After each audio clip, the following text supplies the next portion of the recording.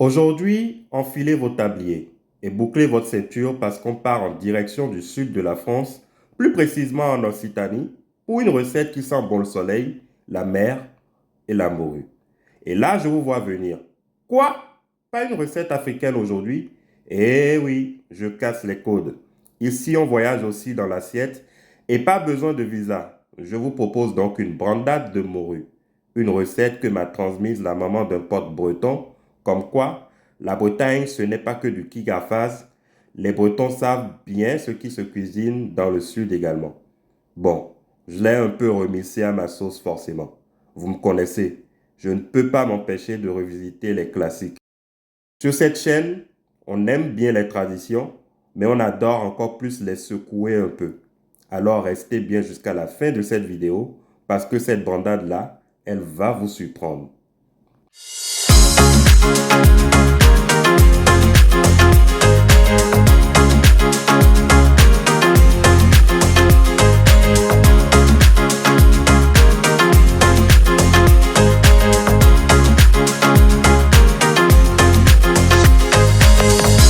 Pour ma recette, je vais utiliser un demi-kilo de pommes de terre.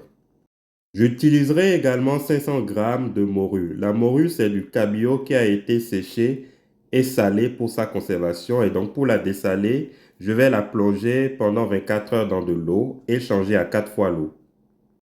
J'utiliserai également du thym, du lait, de l'huile d'olive, un mélange de 5 épices en poudre, du poivre en poudre, du beurre, le vrai, bon, du beurre demi-sel bien évidemment, des feuilles de persil, 2 tranches de pain complet et d'un mélange d'épices fraîches.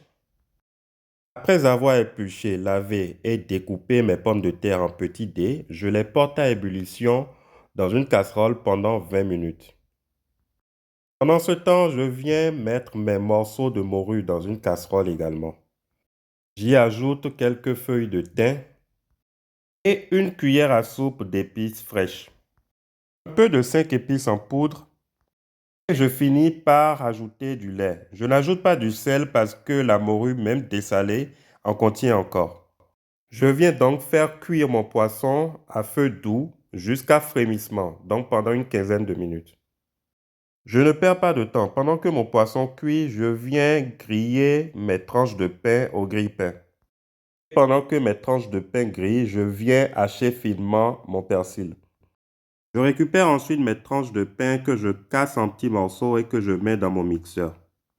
J'ajoute un peu de thym et je mixe l'ensemble à l'aide de mon mixeur. Et j'obtiens ainsi une chapelure faite maison qui va me permettre de gratiner ma brandade de morue. Après une vingtaine de minutes de cuisson, mes pommes de terre sont prêtes, je les récupère, je les égoutte et puis je les transvase dans mon plat à four. À l'aide de ma presse purée, je viens les écraser. J'obtiens ainsi une purée à laquelle j'ajoute l'équivalent de 25 g de beurre. Je retire mes tranches de poisson du feu dès qu'elles commencent à frémir. Je retire les poissons et je réserve le jus de cuisson pour la suite. Et toujours à l'aide de ma presse, je viens émietter mes poissons. J'ajoute ensuite 2 cuillères à soupe de mon mélange d'épices fraîches. Je rajoute également le persil et mon poisson. J'ajoute un peu le jus de cuisson de mon poisson. Et à l'aide d'une cuillère, je viens mélanger le tout. Surtout, ne pas hésiter à rajouter le jus de cuisson du poisson, c'est à votre convenance. Je rajoute un peu de poivre. J'ajoute généreusement de l'huile d'olive. Je lance le préchauffage du four à 180 degrés à chaleur tournante. Dans le préchauffage, je viens mettre ma chapelure à la surface de ma préparation. Et il me plaît d'imiter un chef qui a fait le buzz sur les réseaux sociaux. Bon, je vous l'accorde, ce n'est pas forcément la plus ergonomique des postures. Je vous le déconseille donc vivement. Sauf si vous souhaitez souscrire à un abonnement chez le kiné. Bref, restons concentrés. Dès que mon four est chaud, je viens mettre ma préparation à l'intérieur et je laisse tourner pendant une trentaine de minutes.